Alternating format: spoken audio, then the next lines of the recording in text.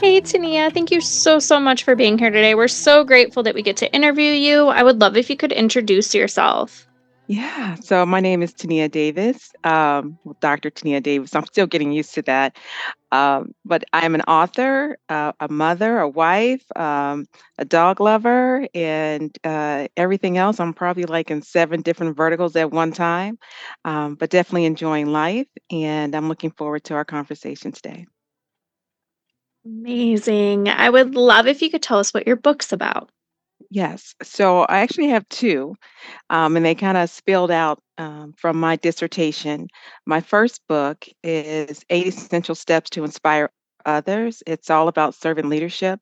My dissertation was all about studying how servant leaders are able to influence company culture and if they're able to carry those characteristics onto other organizations or only does it live within one particular incubator. So that's my first book, and that I would say that's more of my passion and what I've been working on for the last 7 years. The second book, which I just launched 1 month ago, so it's still new.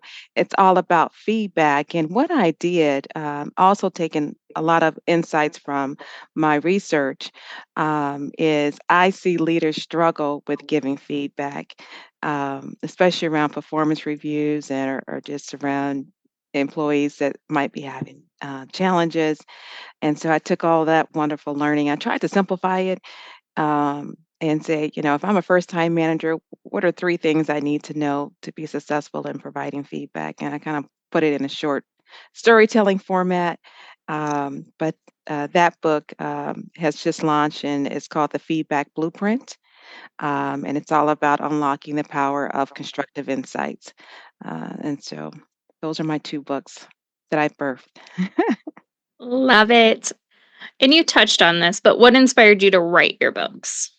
Well, the first one, all about servant leadership, is just really what I've been passionate. I've had the pleasure of working for some phenomenal leaders, and I was first introduced to servant leadership as a leadership style when I was working at Harpo, and the president at the time, Tim Bennett, who I just have the utmost respect for.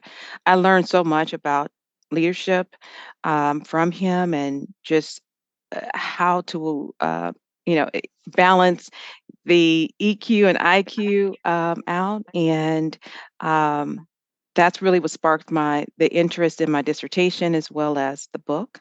So the book is really an afterthought after my dissertation, but I had all this wonderful research and I wanted to put it in a book where people could connect with it. And my second book, all about feedback, is just the number one thing that I see leaders struggle with, and I wanted to provide just simple steps where someone can just pick it up and use it. Um, I think the world is right now, the climate is just so heightened and polarized that we're not talking to each other, we're talking at each other. And so, in the workplace, that doesn't change. It's actually heightened. And, I've seen some disturbing behavior and then I've seen people do it extremely well. And so I wanted to capture what people are doing well so that, employees can have a good experience in the workplace.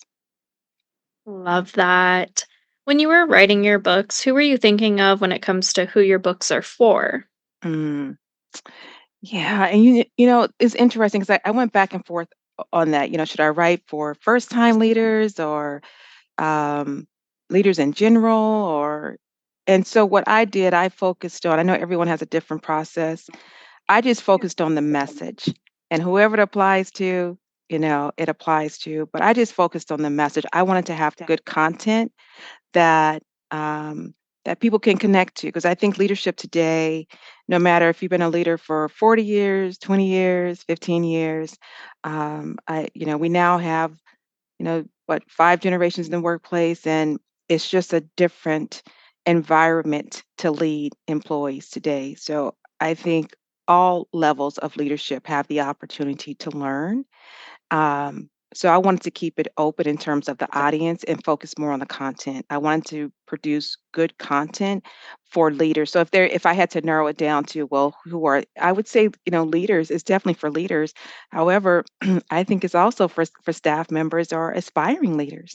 Because I also focus on, if I'm a staff person, how should I give feedback to my manager?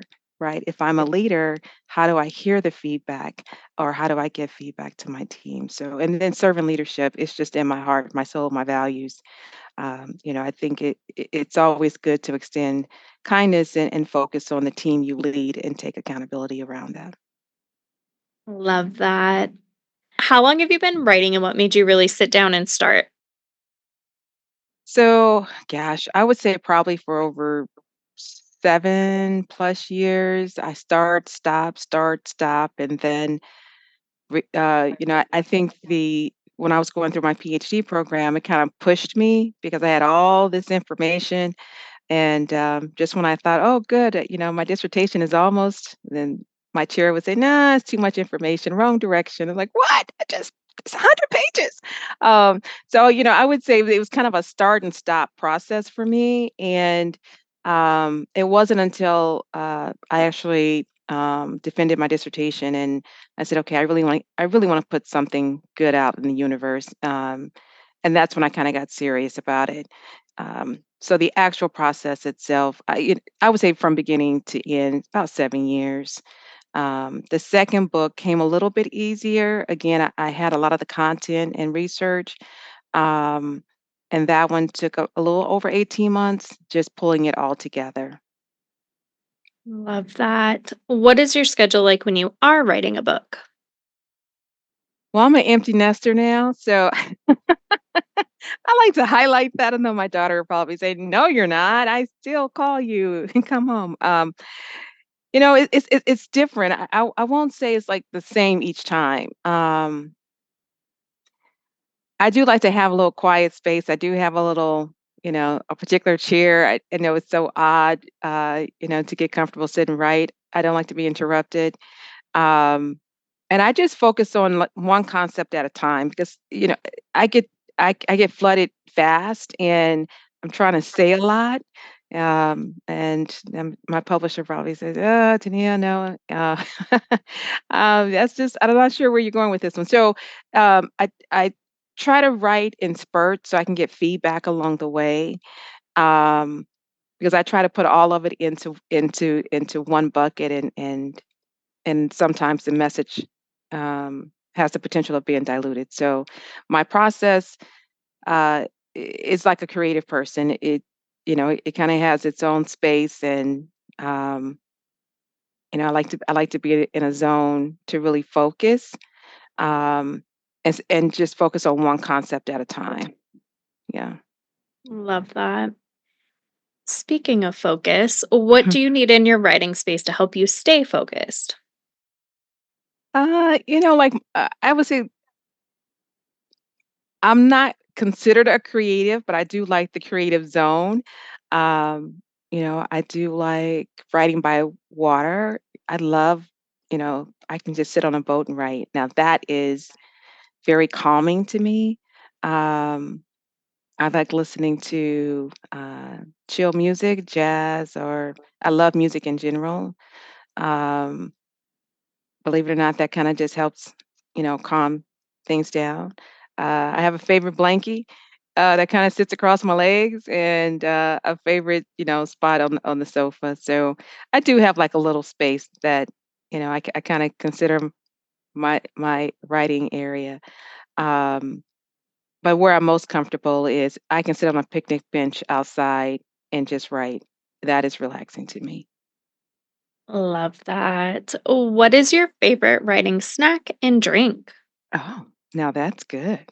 So I do have my little snackaroos. I love the cheese Garrett's popcorn in Chicago. The cheese popcorn is amazing. I don't like for it to touch the caramel. I know that's a Chicago thing. I just like the cheese. So I would say Garrett's cheese popcorn, and there is a smoothie place near my home, and I like it's called the Green Machine. I like the Green Machine. Love it. Hmm. What type of books do you personally enjoy reading? Wow. I enjoy a lot of books. I really enjoyed, have a lot of respect for Brene Brown, Malcolm Gladwell. I'm a huge fan of his. You know, I like a variety. I like the romance novels to business books. I like the gamut of it, um, and anything that that just gives me an outlet, right? Um, I enjoy business books just to kind of stay on top of things, but I also love romance books just to have something to gossip about in my book clubs. And yeah, I would say that's a good span. Love that. Are there any books or authors that inspired you to become a writer? I w wow, there's so many. Malcolm Gladwell, in terms of business books, I really enjoy the way he writes. It's practical. I like the storytelling. Um, he grabs your attention and really immerses you into the reality of how people think and feel about things. Um, Alice Walker, I mean, she's just a classic. I enjoy her style of writing as well. Um, J. California Cooper, I enjoy her style. There's just a lot of different styles for different reasons. But I enjoy. I won't say there's just one.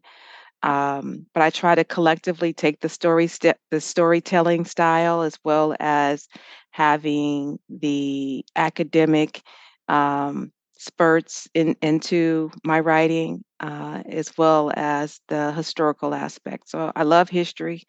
I love the science of it all, of what makes people tick, and storytelling. I think stories are just very powerful. We all have them, and I think we learn from different stories. And I think if people would hit pause a little bit and really listen, we could really learn from each other more. Love that. What books did you grow up reading? Did you have an all-time favorite? I don't think I had an all-time favorite. I grew up reading a lot of books. When I was a lot younger, I really enjoyed comic books. Um, and as I got older, just different. I loved like the fantasy books, the whimsical books, I guess they were called at that time. And then as I, started to mature more, the the topics just span, you know. So I wouldn't say just one, but I am a huge fan of history. So I really enjoy reading historical books. Amazing. Now, as an adult, what are your favorite series or authors that if they come out with something, you automatically grab it? Wow. Um, wow. There's so many. I just read. Well, I reread it. I reread the book, The Happiness Advantage. I read when the first time I read it, I thought, wow, this was really smart. I hadn't thought about it this way in terms of emotions and the scientific side of it, and then I reread it for a group that I'm a part of. Um, so I enjoy business books that offer a different perspective of how leaders can lead. And so they're just I think different authors that offer just different perspectives. I don't want to say one. I have commitment issues. I'm not committed to just one. I have a couple, I have a couple on, but it's really by the topic because it, I could love one book and not like the other by the author. Um, but I'm really intrigued by the collection of books that I'm seeing on diversity and inclusion. Um, I'm interested in seeing just how that topic plays out, and how I think the world is so fractured. How do we bring people back together? So I'm intrigued to hear different perspectives of how different leaders are approaching that in the business place. Love that. What would you tell someone just starting out with reading again? That just starting off with reading. I would say challenge yourself. If you know you love cooking, then don't get a cookbook. Get something. Challenge yourself. I think we're such in a comfort zone that we're missing the opportunity to connect with people differently.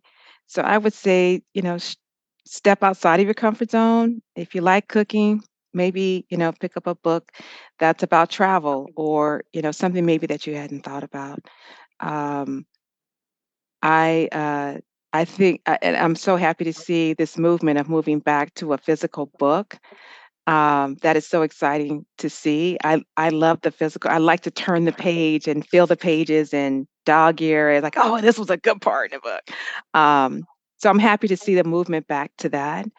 And there's a lot of good literature out there now. I mean, it's always been, but for a while, I just wasn't seeing um, the content. I guess that inspired me or challenged my thinking, but it's a lot of it now, and that's exciting to see.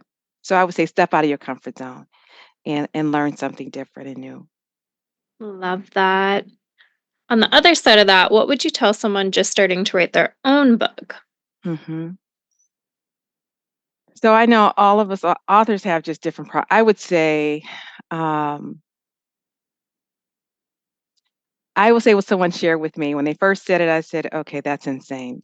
Enjoy the process, enjoy the journey, and and don't don't take all the advice you hear at one time."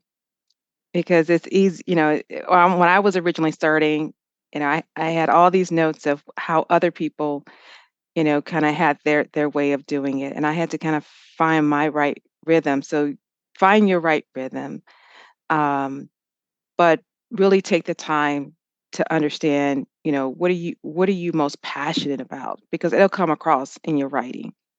Um, but take the time to really figure out why are you writing about this particular topic? What excites you about it? Because once the book is out and you're having to tell the story about your book, you know, people will pick up if you're just answering the question or if it's something that you're really excited about.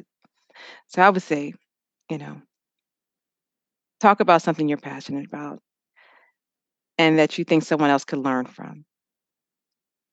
Love that. Bonus question. Okay. What would you tell someone who's in grad school writing their thesis, capstone, dissertation? hmm Wow. Um, it's a lot of hard work. Don't get discouraged and really take your time to vet through the information in writing. And don't and the number one, I would say just don't get discouraged. I mean, if you saw my the write-ups and the sendbacks and the red marks, you would say, "And you finished?" Um, so I would say definitely, trust the journey and have good mentors around you. I think that's so important. Have good mentors around you that you can bounce ideas off of. Try to be as organized as possible. It is a lot of work, and um, it will pay off. And I would just scratch my head when people said that to me. However, it does. And I encourage everyone to that's going through that process, just don't give up. And if are tracking through it and you see those red marks, just take it in stride. And feedback is good, right? And so, um, but what I found helpful was having a committee around me that I could bounce ideas off, or if it was something I didn't understand, help, getting clarity and direction. And what I found too in the interplay of that, the challenging of different concepts and writing, it just helps you also to be a stronger writer and produce, the best work possible. So don't get discouraged. Hang in there. Love it.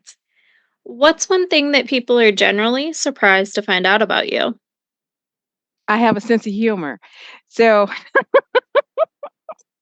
and as quirky as it is, listen, as quirky as it is, um, I I had someone on my team tell me, "Tania, I think it's just the delivery. Just work on the delivery." So I'm all for, like, how, some organizations use stand-up comedy for communications. I think that's just the coolest concept ever.